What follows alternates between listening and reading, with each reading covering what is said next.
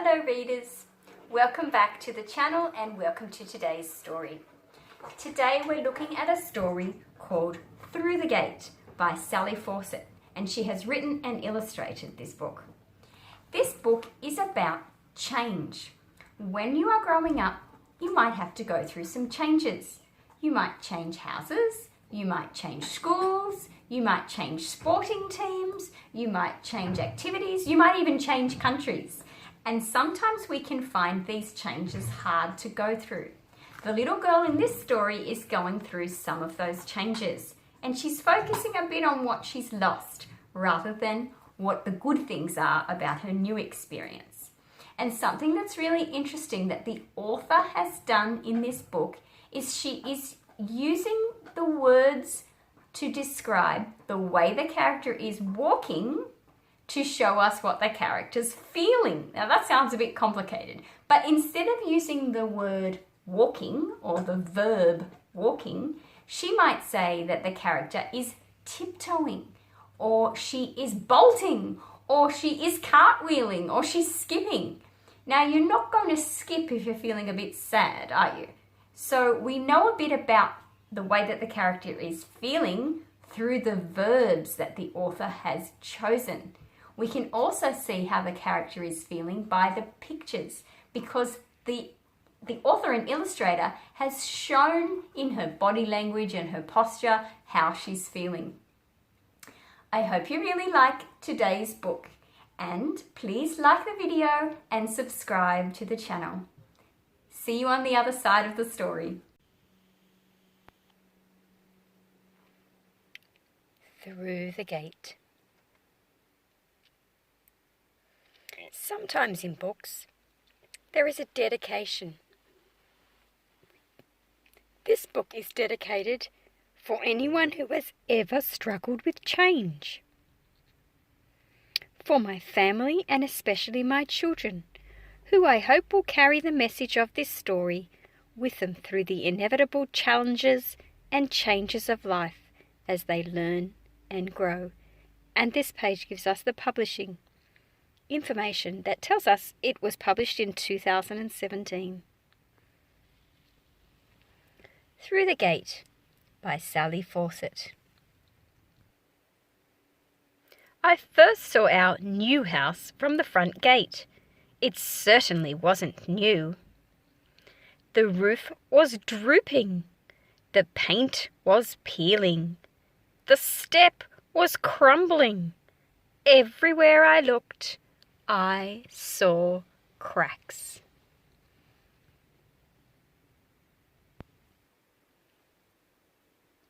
This is the character in the book. We don't know her name, and we don't know really where the story is set, but we can see there's a lot of land around her house. She has a large backyard. And you can see that the illustrator has used black and white on the house and its surroundings to show us the feeling that the character has towards the house. She's in colour. I sat on the broken front step of the new house. New town, new school. Nothing was the same. She looks a little glum or sad.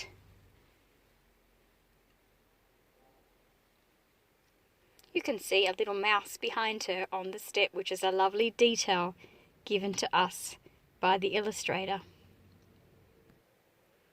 I plodded to school. I plodded home. That means she's walking slowly, not really excited about where she's going. I plodded all week long. I stared at my shoes and noticed the laces. My laces had come undone. On Friday, I stopped at our gate. I glared at the old house ahead. Something was different. I wonder if you can see if anything is different.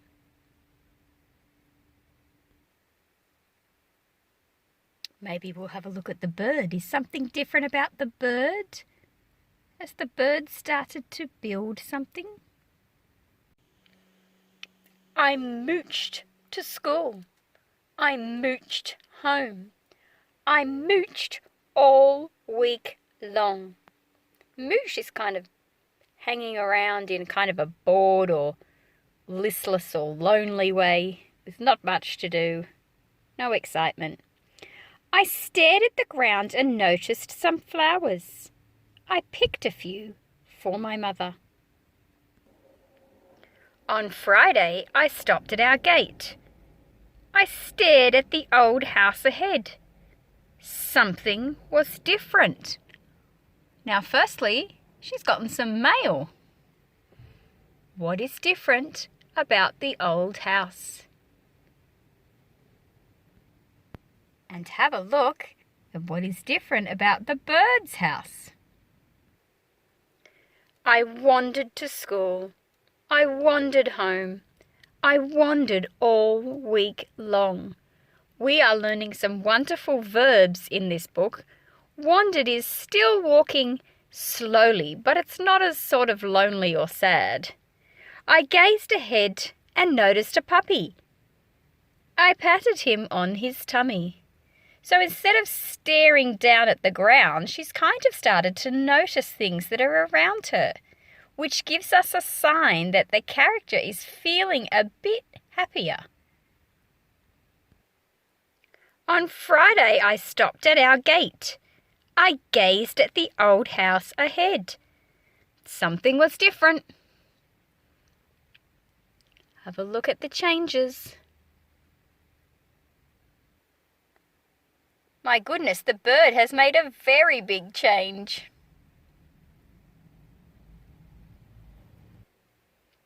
I walked to school. I walked home. I walked all week long. I looked around and noticed a girl. I invited her to join me. So walking is a bit more purposeful. It's like she's on her way to school, she's on her way home. And now she's actually made a friend, so things are definitely looking up. On Friday, I stopped at our gate. Notice she's calling it our gate now. I looked at the old house ahead. Something was different. My goodness, they've made a lot of changes in that house, haven't they? And oh my goodness, not only did the bird get married, but look, it's having babies.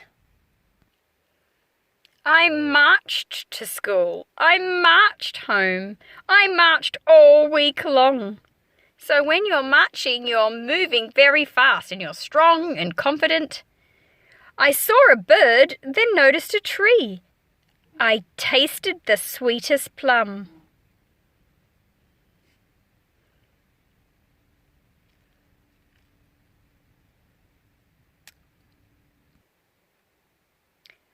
On Friday, I stopped at our gate. I saw our house again. There you go. She's now calling it our house. I saw our house ahead. Something was definitely different. The old house looked new. How did that happen when I was at school? And we can see that the bird's eggs have hatched and she's feeding them a worm.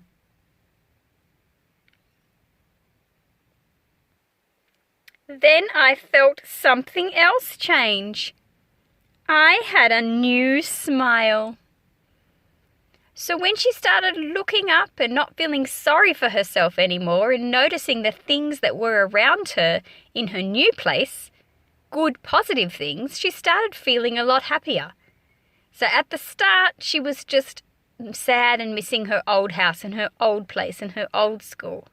But there were good things about the changes too. I skipped through the gate and into, she's skipping now. That's how happy she is. Into our home. My goodness, what a great story. And weren't they interesting verbs that the illustrator and author Sally Fawcett used? So we had plodded, We had mooched. I'm just checking in the book, that's why I'm looking down. We had wandered. My goodness, so many interesting ones.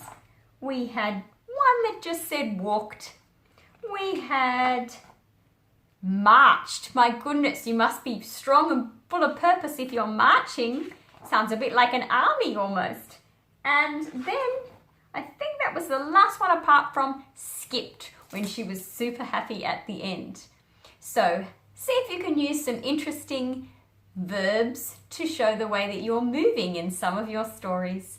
And I'll see you back soon for our next story. Bye.